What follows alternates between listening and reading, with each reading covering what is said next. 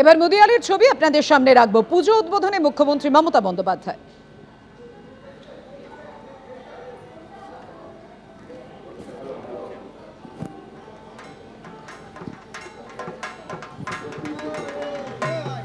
মহালয়ার আগেই বিভিন্ন মণ্ডপে মণ্ডপে ঘুরেছেন মুখ্যমন্ত্রী মমতা বন্দ্যোপাধ্যায়। এবার পুজো উদ্বোধনে একের পর এক পুজো উদ্বোধনে মুখ্যমন্ত্রী মমতা বন্দ্যোপাধ্যায়।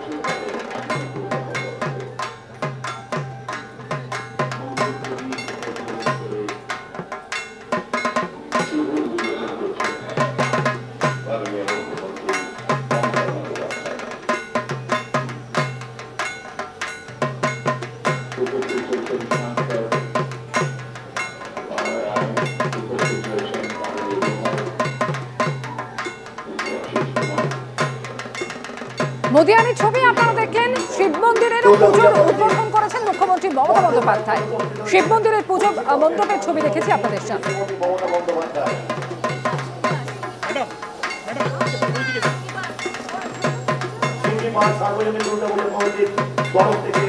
আমরা ওনাকে জানাচ্ছি আমাদের আন্তরিক ধন্যবাদ ও কৃতজ্ঞতা। প্রতিদিনের মতো আগামী দিনগুলিতেও যেন আপনার সাহায্য ও আশীর্বাদ আমাদের পাশে হয়ে থাকে, এই আমাদের একান্ত কামনা। নিয়োগের দাবিতে তৃণমূল সাংসদ এবং বিধায়কের গাড়ি ঘিরে বিক্ষোভ দেখালেন 2022-এর টেট উত্তীর্ণরা। একেবারে রণক্ষেত্র হয়ে উঠল বারাসাত।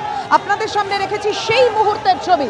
দেখতে পাচ্ছেন সৌগত রায় এবং নির্মল ঘোষ তাদের গাড়ি ঘিরে বিক্ষোভ দেখালেন বারাসাতে 2022-এর টেট উত্তীর্ণরা।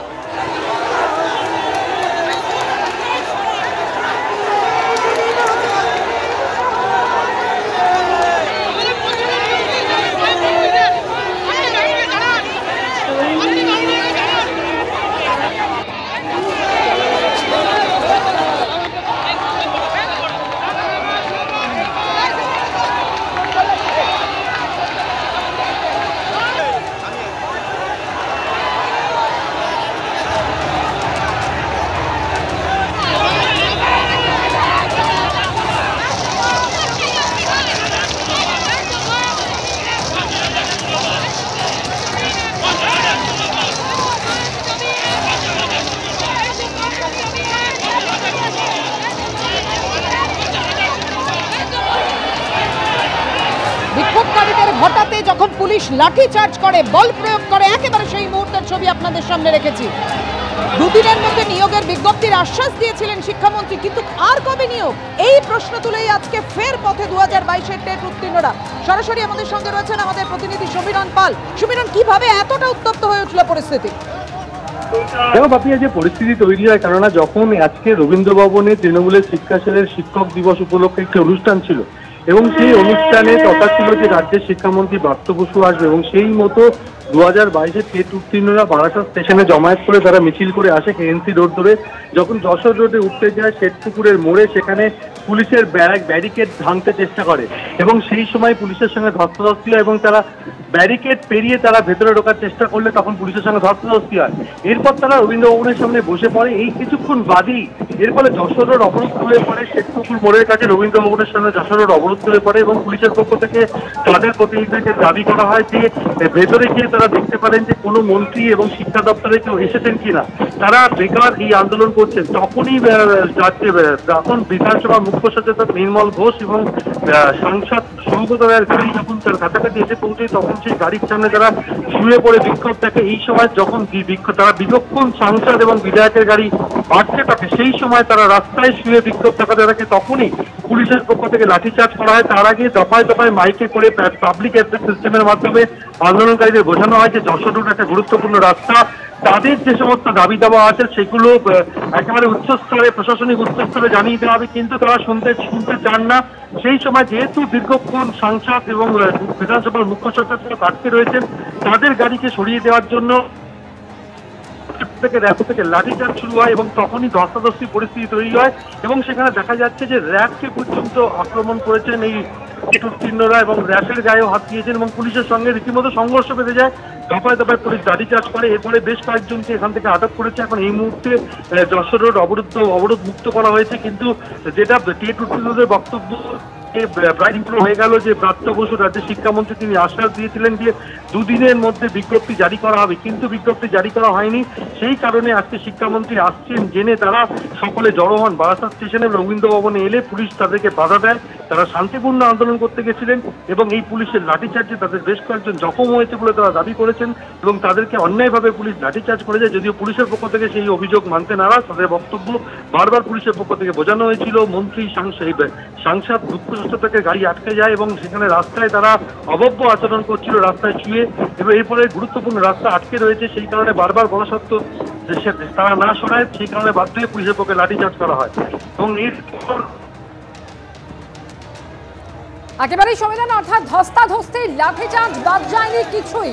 যে ছবি আপনারা এই মুহূর্তে দেখতে পাচ্ছেন, যে সময় চাকরি প্রার্থীরা বিক্ষোভ দেখাচ্ছিলেন সেই সময় একের পর এক লাঠিচার্জ করতে থাকে পুলিশ এবং কি ব্যারিকেড ভেঙে এগোনোর চেষ্টা করেন চাকরি প্রার্থীরা। এই অভিযোগ উঠছে যে পুলিশও আক্রান্ত হয়েছে।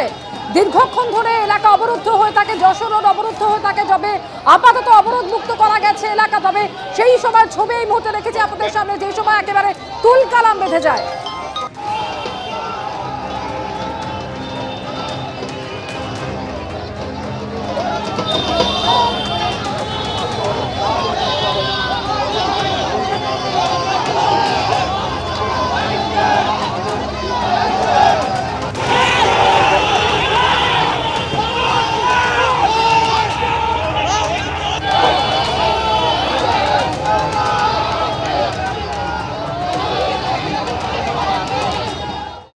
মমতা ব্যানার্জি কদিন আগে প্রেস কনফারেন্স করে বলেছিল 89,000 শিক্ষক পদ আছে, তাহলে কেন আমাদের 50,000 দিতে পারছে না? 26 সালে ভোট আছে মমতা ব্যানার্জি, কেন আমাদেরকে দিচ্ছেন না? উত্তর দিন। আজকে পুরো এই আন্দোলন পুরো 22 স্টেট প্রার্থীদের নয়, শুধু শিক্ষকদের নয়, পুরো বাঙালিদের এই আন্দোলন। বাঙালিকে জাগতে হবে, পুরো পশ্চিমবঙ্গকে জাগতে হবে। আপনারা 2 টাকা ট্রেনের টিকিটের দাম বাড়লে অবরোধ করেন, সবজির দাম বাড়লে অবরোধ করেন, বিভিন্ন শাকসবজির দাম বাড়লে অবরোধ করেন, তাহলে আপনার বাচ্চারা আজকে প্রাইমারি স্কুলে পড়তে পারছে না, আপনি পথে নামবেন না। এটা আমাদের প্রোগ্রাম চলছে, কিন্তু আমাদের কাছে যা ইনফরমেশন এখানে কোনো মিনিস্টার অ্যাভেলেবেল নেই। আমরা ওনাদের সাথে কথা বলছি, দেখছি আমরা কী করছি। আমরা কথা বলছি, ওনাদের কি সমস্যা কথা বলি, আমরা কথা বলে দেখছি। আমি যদি ওদের সাথে কথা বলি, ওদের যদি কেউ আসে কথা বলতে, আমরা কথা বলবো, কেন বলবো? প্রচুর মানুষ অ্যাম্বুলেন্সও আটকে যাবে, আমরা রিকোয়েস্ট করবো সেটাকে বাই করে দেওয়া। আমরা 2022 সালে টেট পাস করেছি, আমাদের স্বচ্ছ টেট, আমাদের ওএমআর আছে, আমাদের আজ পর্যন্ত ওনারা কোনো মাত্র ভ্যাকেন্সি প্রকাশ করেননি, ওনারা নোটিফিকেশন বের করেননি। আমাদেরও তো জীবন জীবিকা আছে, আমাদের বাড়িতে বাবা মা আছে, অসুস্থ বাবা মা আছে, তাদেরকেও তো রোজগার করে কিছু মুখে তুলে দিতে হবে। আমরা কেন আমাদেরকে আজ রাস্তায় নামতে হবে? সাধারণ মানুষের জবাব দেবে, আমরা কেন বঞ্চিত হব এতদিন ধরে। এর আগে 2022-এ টেট উত্তীর্ণ প্রার্থীদের নিয়োগ প্রসঙ্গে কি বলেছিলেন শিক্ষামন্ত্রী ব্রাত্য বসু, শোনাবো। এটার কোনো মানে নেই।